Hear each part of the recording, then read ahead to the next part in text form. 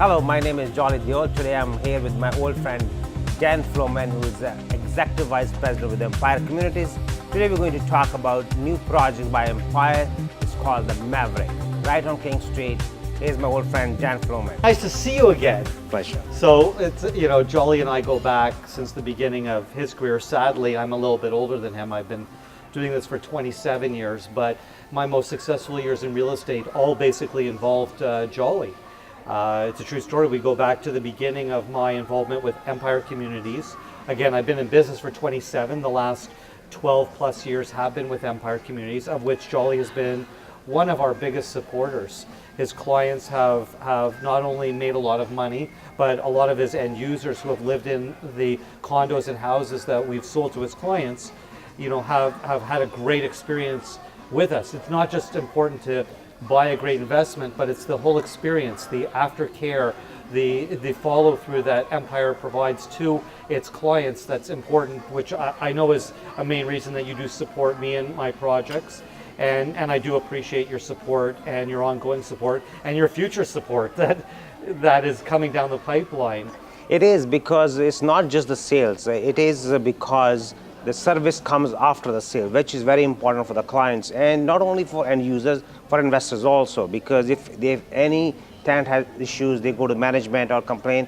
But your development has been excellent and tremendously done a great job for the service providing after the fact. Yeah, I'd also say, listen, let's be honest with each other.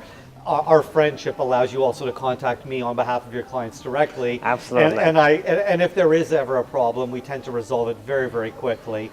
I haven't faced any issue, Dan. To be honest, I haven't faced any issues with my clients. Okay, now he's lying a little bit. We've always had a few problems here and there, but we've always resolved them. Yeah. And your clients have all made money and they've all been happy. And those that have lived in my buildings have experienced a great experience living in those buildings. I don't think you can say any different. No, because in fact, we bought ourselves as an investment property and we kept it for a few years. I have not seen issues from my side or from my tenant side also. And again, not as a personal, as an own investor, but as other people who bought from me as an investment or end user, they haven't faced any issues. So, they will be looking back again. That's why we're having a discussion about upcoming development. So they are the one who said, we need more information. So you know what, I'm going to talk to Dan, have more discussion, first one-to-one, so we can get more details I can forward to my clients. I was going to say, the one thing that our experience with Jolly has provided us is that we have probably more repeat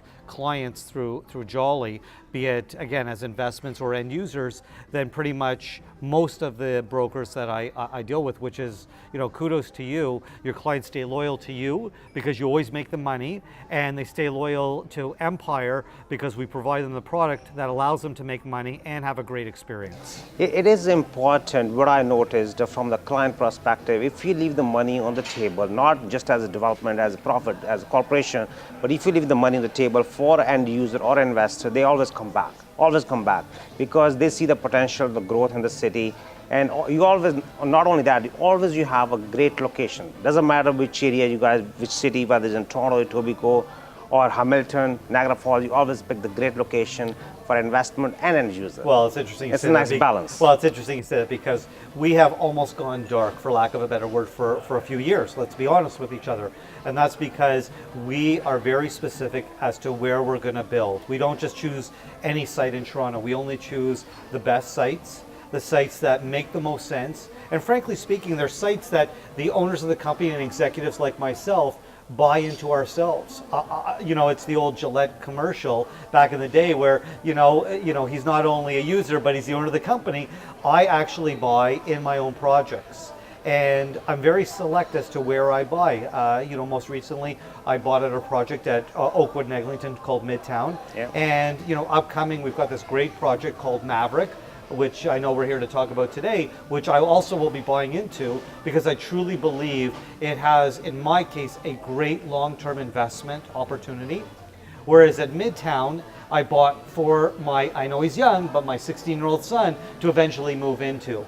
Here it's a little bit different. Here I'm looking at it as an investment property. I will be moving downtown into a condo eventually, and eventually I may end up moving into the condo that I buy at Maverick. But until such time, because you know, I'm not ready to move downtown yet, but this is a location that could never be repeated.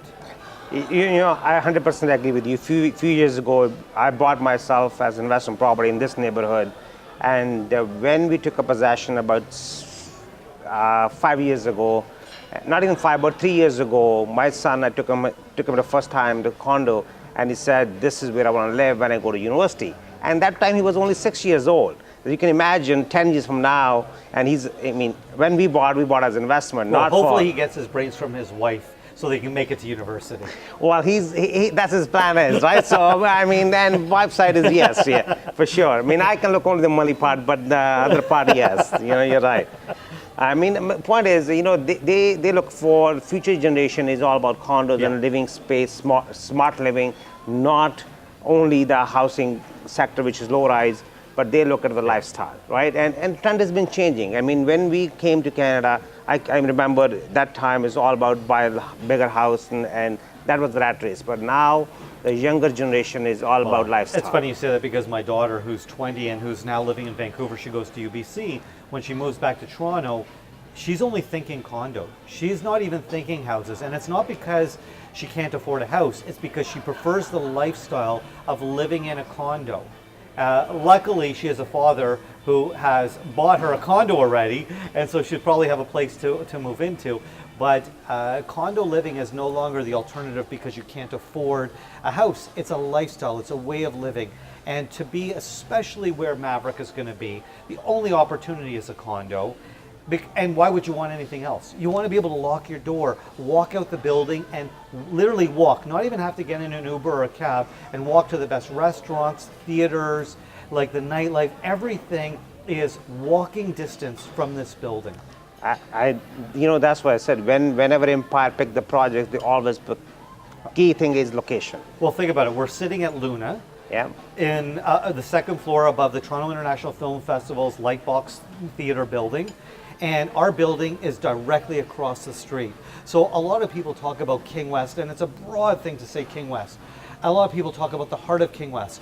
But the reality is this building is truly the heart of King West. Located between 321 and 333 King Street, you couldn't get a better location. When the Toronto International Film Festival is happening, the residents will be able to go out onto the patio level, look down onto the celebrities that make up the Toronto International Film Festival. When the cameras are panning along King Street, they will pan in front of the door of this building.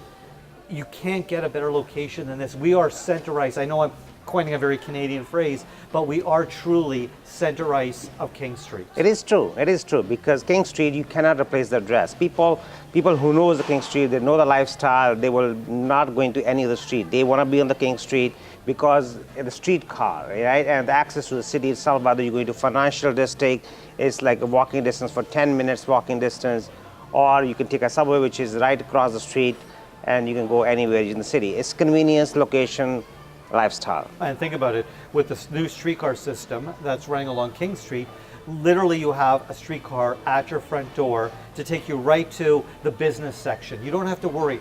This site affords itself the privilege of being in the heart of the true heart of the downtown core. Literally, as you said, within 10 minutes, you're walking to everything you need to walk to. From restaurants to theater to even business. If you happen to be one of those Bay Street lawyers, you're a walk. You don't even have to get on the subway, although the streetcar again is right at your footsteps of the building. It's funny thing you mentioned lawyers. A couple of Bay Street lawyers of my clients, they live in this area and they absolutely love it. Hopefully they're going to move to our building. Oh, I'm going to definitely pitch to those guys. And they in fact, one of them, they did already inquired about a month ago when we Toronto Life posted some of the pictures, so he called me Jolly when it's coming. So.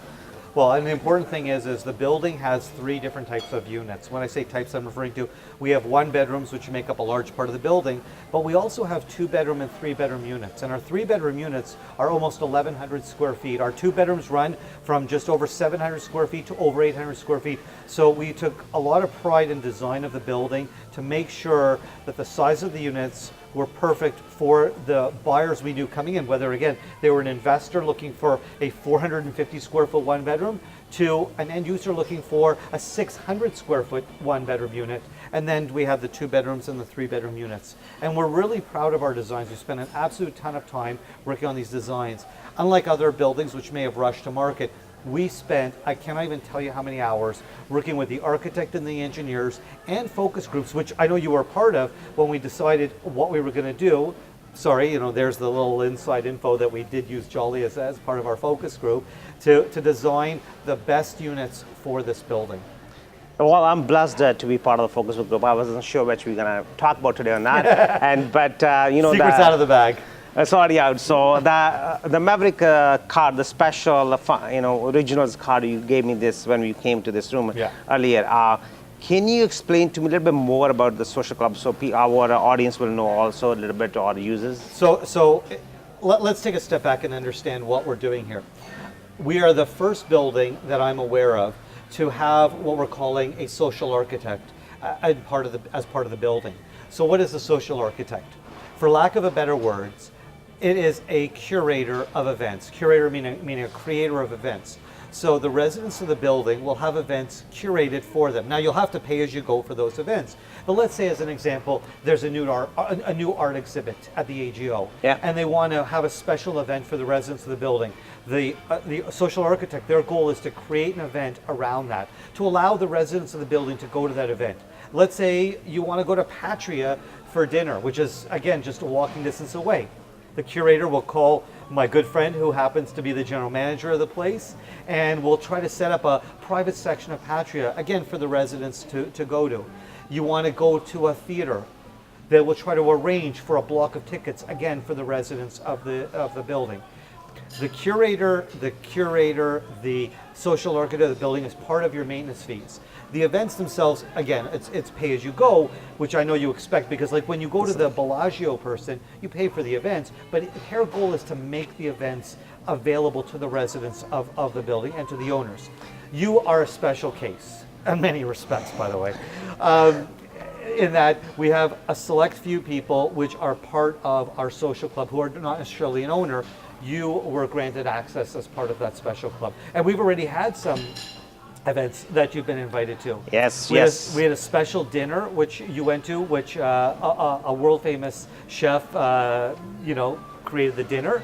A couple of weeks ago, we partnered up with both Toronto Life and Universal Music to hear 6, I should say, incredible new artists, Canadian artists, that we took over a theater, and we had them there, and we've had one other event which we won't talk about, which you came to. Well, okay, I'll talk about it. We took over Escobar, a private nightclub, and we had a speakeasy that day, and we only had 100 people in all of Toronto, and that was a partnership again with Toronto Life. So it shows you that we have major companies that want to partner with us on some of these events. I don't think they get bigger in the publishing than Toronto Life with regards to Toronto. It is the club, what I noticed, and first of all, I'm blessed and honored to be part of that club, Maverick Social.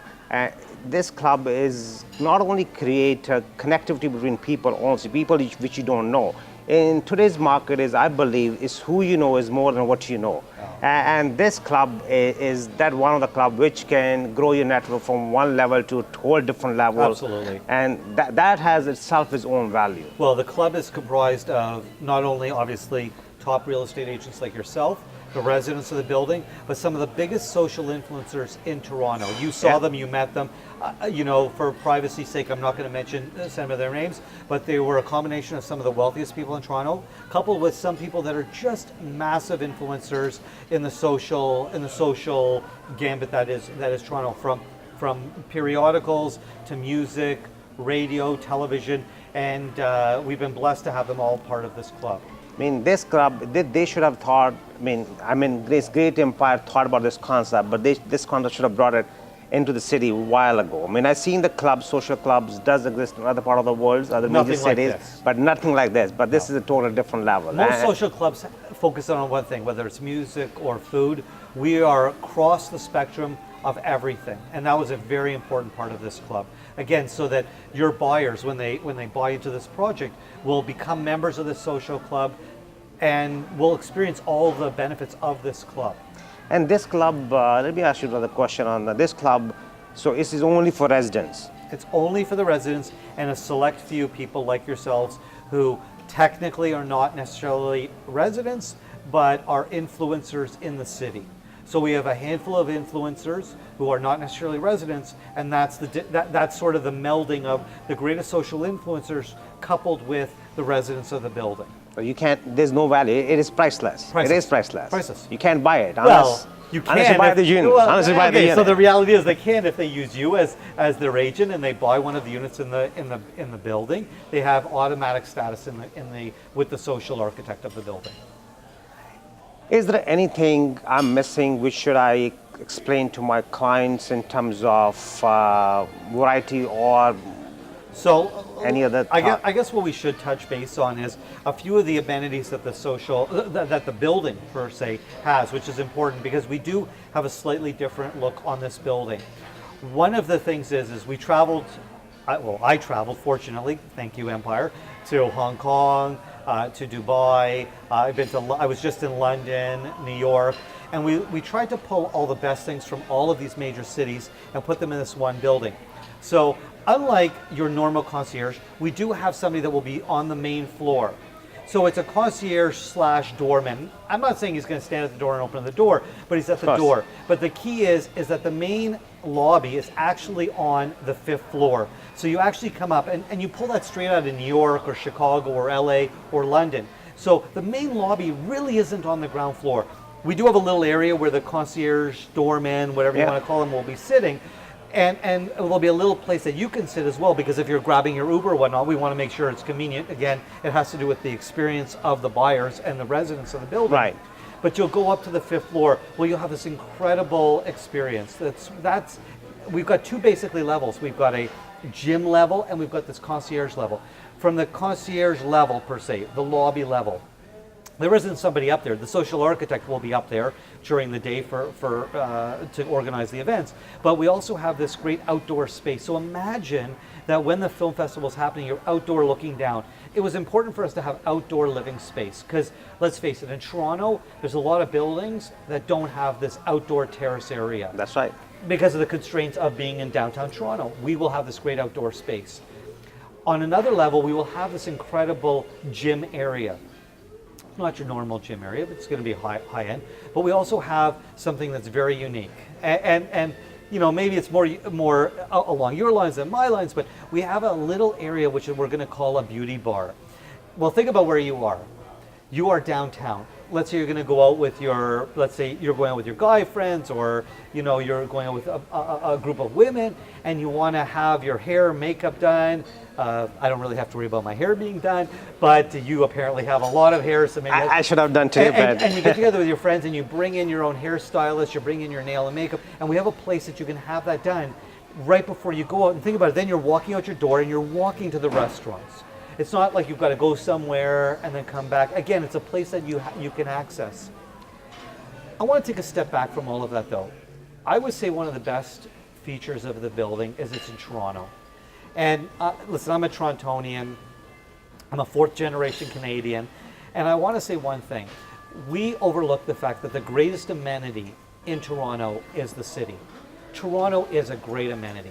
And this building is in the heart of all those amenities. Think about it, you are where everything is. And so it's important that, yes, buildings have great amenities, pools and gyms and all that type of stuff, but the most important thing about this building is the amenity is being in the heart of the city. And I think that is critical. That is because in the pool people don't use it. Realistically, maybe 2% population who use the pool. Rest of the people don't even use the pool. We don't, and that's why we decided not to Good. put a pool in, which will have astronomical maintenance fee Yep. increases for a building of this size. Remember, this whole building only has 320 units. This is not a 600-700 unit building like so many towers are. It is exclusive residency feel. Well, for a population of the Greater Toronto region of over 6 million people, to have a 300 unit building in the downtown core, in the heart of the downtown entertainment district, it's critical to make sure it's an intimate environment. We only have at the most, I think, 7 units on a given floor. Imagine a building that you're not walking down massive corridors and hallways to get to your front door. We did that, A, because of the constraints of the site, but also why we chose the site was to create an intimate environment. It was critical for us to do that. And does it have a good mixed use for our investor category clients or the end user client? Because we have a balance of both, right? So they've asked. So when we design a building, and I know you have investors, we design a building for end users in mind. That's good.